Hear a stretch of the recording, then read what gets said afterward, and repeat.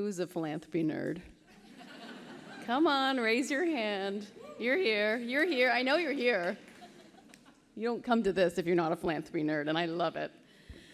My name is Nicole McVan. My pronouns are they, them. I'm the Vice President of Philanthropy and Marketing at United Way Greater Toronto. I've been a fundraiser for 20 plus years here in Takarono and abroad, and I am a philanthropy nerd. And honestly, as much as I love this work, and I do, I find philanthropy much too transactional. The longer that I do this work, the more I see the value of relationships, but the more I see the absence of the commitment to the hard work that relationships bring. So much of the training, the processes, and the culture around philanthropy isn't centered in the love of humanity, which is the origin of the word. Instead, it's centered around the short-term goals, the shortcuts in relationships, and the short-sightedness, blind to what is possible when you build real and lasting relationships. What kind of radical change can happen when you invest in the people and solutions for the long term? And who thinks we need some radical change? Right? We've got some huge problems. They're complex, they're systemic, and they're stubborn as hell. We've got increasing polarization, we've got the worsening climate crisis, the increased rates of poverty, major gaps in housing, mental health, and food security programs, and the lack of care for everybody when and how they need it. These problems are not solvable by a single person or an organization. They're not solvable by a single philanthropist, not even United Way. Well, maybe, we'll see. I gotta say that, it's my contract. We know that it takes many people and a deep time commitment to work on these things, to chip away at these stubborn issues. It takes all of us to move that needle. So why then do we continue to train our charities, our donors, our volunteers, our communities to do the opposite, to work in these silos, to sacrifice this long-term change for your short-term metrics, to keep the very people who've been impacted and have the solutions away from the decision-making tables? But there is a better way, and I'm nothing if not pragmatic, so I want to give you 3 principles to think about and ideally put into play in your philanthropy. Use abundance as a guide, build honest relationships, and give without strings. Abundance, or the opposite. Thank you, good night. Scarcity. So scarcity is the fear there are not enough resources. And if you have been fundraising, you know this is prevalent in our sector. It's the idea that you need to closely guard your resources to hoard them, and you have to take that first opportunity that comes your way. The reality is we live in a world with an abundance of resources, and not just cash, but big, beautiful brains and hearts. Take a look around this room. Take a look around your organization, your circles. So many people wanting to do the right thing and take care of each other.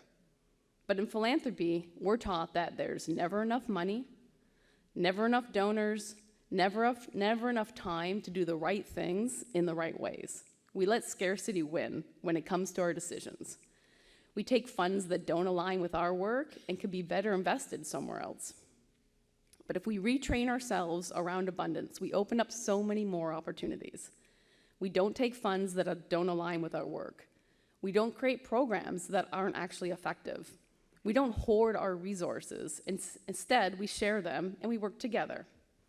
We open up our field of view to see what are the best ways to work and who are the best people to work with to solve these big, complex, and stubborn issues. And when we start to do that, we come to the second principle, building more honest relationships. And underline the honest. They need to be rooted in truth, in values, and in collective action. What would you do if your intent was to build a decade or 2-decade-long relationship?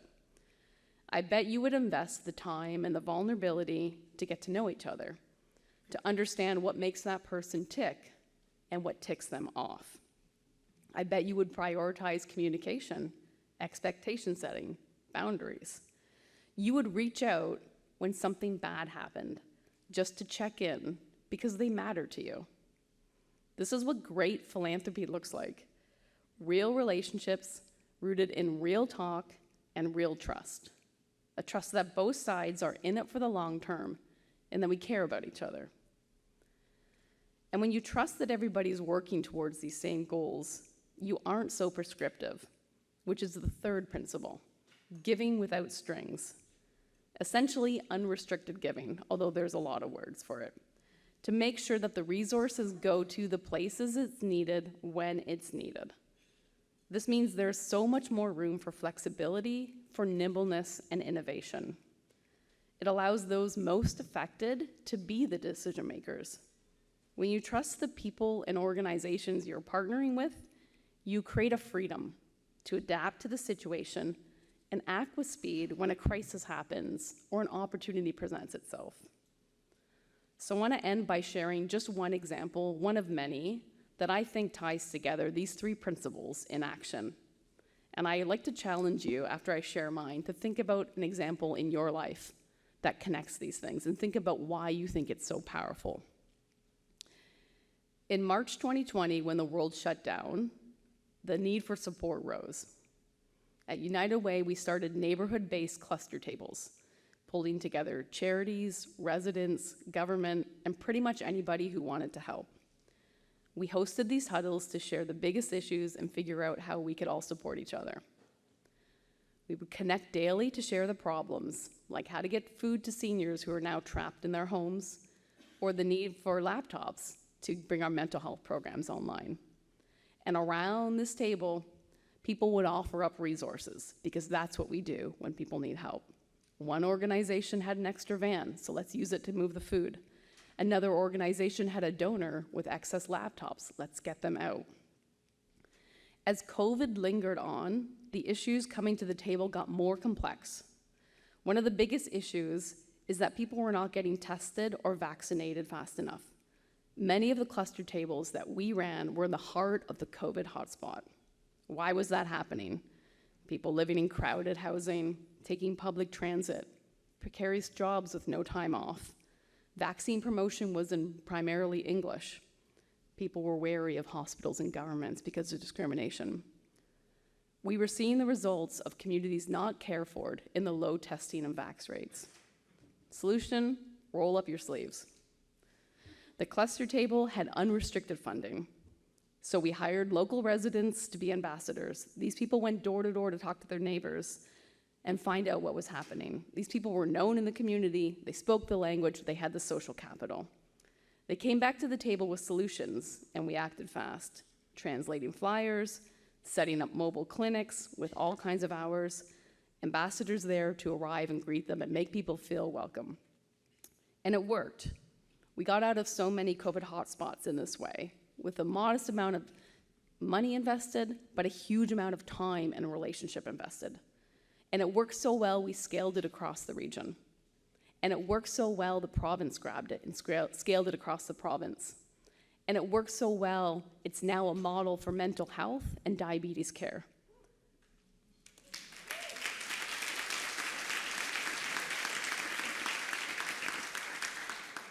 And it works so well because it's rooted in truth, relationships. This is just one example. When we don't hoard our resources, when we bring everyone to the table, when we invest in long-term relationships, we get the funding to the people with the solutions. It's philanthropy at its finest because it leaves behind the constraints of this old system, this transactional system, and it centers real relationships for lasting change. Thank you.